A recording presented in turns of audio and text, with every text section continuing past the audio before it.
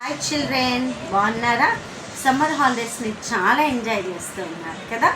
మరి ఎట్లా ఎంజాయ్ చేస్తున్నారు అన్నది మరి ఈరోజు మీతో మాట్లాడతాను, ఓకేనా? ఒక పెద్ద అడవి ఉంటుందన్నమాట. ఆ అడవిలో గడ్డి రామచిలక ఉంటుంది, గ్రాస్ అప్పర్, మీకు తెలుసు కదా.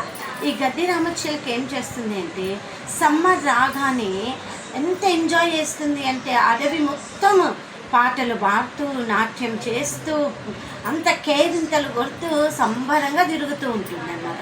చాలా ఎంజాయ్ చేస్తూ ఉంటుంది. సడన్గా గడ్డి రామచిలకకి చీమ కనిపిస్తుంది. చీమ కనపడంగానే గడ్డి రామచిలక స్ట్రక్ అయిపోయి అక్కడ ఆగిపోయి అలా చూస్తుంది అన్నమాట. చీమని చూసి, ఏ చీమ, నీకు బుద్ధి లేదా? నువ్వెందుకు ఇంత కష్టపడుతున్నావు? నన్ను చూడు, నేను ఎంత ఎంజాయ్ చేస్తున్నా, పాడుతున్నా, డ్యాన్స్ చేస్తున్నా, నాలాగే ఎంజాయ్ చేయి, ఎందుకు నువ్వు ఇంత కష్టపడుతున్నావు అనేసి గడ్డి రామచిలక చీమని అంటుంది అన్నమాట. చీమ గడ్డి రామచిలక మాట వినకుండా సైలెంట్గా వెళ్ళిపోతుంది. గడ్డి రామచిలక రోజు అంటూ ఉంటుంది, ఏ చీమ, నీకు అస్సలు బుద్ధి లేదు, రోజు ఏదో ఒక ఆహారాన్ని పట్టుకొని నీ పుట్టలోనికి వెళ్తున్నావు, నాలాగే ఎంజాయ్ చేయి, నాలాగుండు, మస్తు టయాన్ని మంచిగా యూజ్ చేసుకోవాలి, ఎంజాయ్ చేయాలి అని గడ్డి రామచిలక చెప్తుంది. కానీ చీమ ఏమీ మాట్లాడకుండా సైలెంట్గా ఆహారాన్ని తీసుకొని మెల్లగా పుట్టలోకి వెళ్ళిపోతుంది. సమ్మర్ సీజన్ అయిపోతుంది పిల్లలు, రైనీ సీజన్ వచ్చేసింది. రైనీ సీజన్లో వర్షం పడుతుంటే గడ్డి రామచిలకకు ఏం చేయాలో తోచదు. దాని దగ్గర ఆహారం ఉండదు, గాలి వస్తుంటుంది, వర్షం పడుతూ ఉంటుంది. ఆ గాలి వర్షానికి దానికి దగ్గర తినడానికి ఏముండదు, కొట్టుకుపోతూ ఉంటుంది. గాలికి కొట్టుకుపోతుంటే అది ఇప్పుడు నేను ఎట్లా బతుకుతా, ఈ గాలికి ఈ దానికి తినడానికి ఆహారం లేదు, నేను చచ్చిపోతే కావచ్చు, ఇంకా నా పని అయిపోయింది అని గడ్డి రామచిలక అనుకుంటూ బాధపడుతూ ఆ గాలి వానకి కొట్టుకొని చీమ ఉన్న పుట్టలోకి కరపడిపోతుంది. అప్పుడు ఆ చీమ ఏం చేస్తుందంటే ఆ గడ్డి రామచిలక లోపలికి తీసుకెళ్తుంది.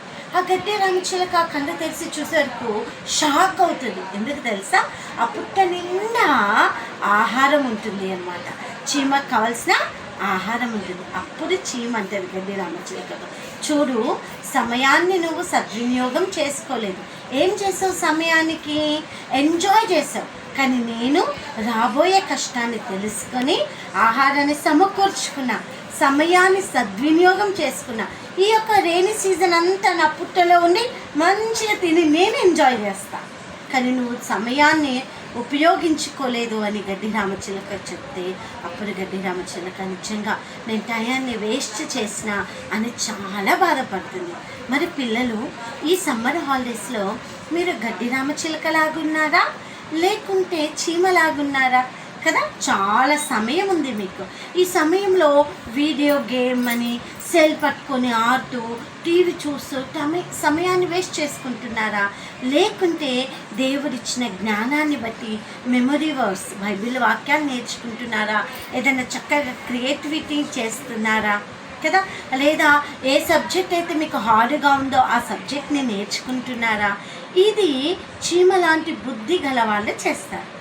ఒకవేళ కొంతమంది సమయం వేస్ట్ చేస్తూ ఈ యొక్క ఉన్న టైం అంతా కూడా ఎంజాయ్ చేస్తే స్కూల్ రీఓపెన్లో మనకి చదవడం కష్టం అవుతుంది, బైబిల్ నేర్చుకుందామంటే సమయం ఉండదు. పిల్లలు, మీరందరూ కూడా బుద్ధివంతులైన చీమ లాంటి జ్ఞానం కలిగి ఉంటారని నేను అనుకుంటున్నా.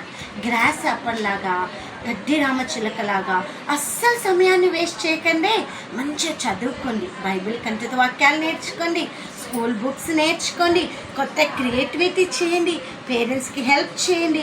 దేవుడు ఇచ్చిన ఈ సమ్మర్ హాలిడేస్ని బుద్ధి గల పిల్లలుగా సద్వినియోగం చేసుకోండి. కదా, సమయాన్ని సద్వినియోగం చేసుకోవడం దేవునికి సంతోషాన్ని కలిగిస్తుంది, మన పేరెంట్స్కి సంతోషాన్ని కలిగిస్తుంది. మరి మీరందరూ సంతోషపెట్టే పిల్లలాగా ఉంటారు కదా. ఓకే, బాయ్ నాన్న.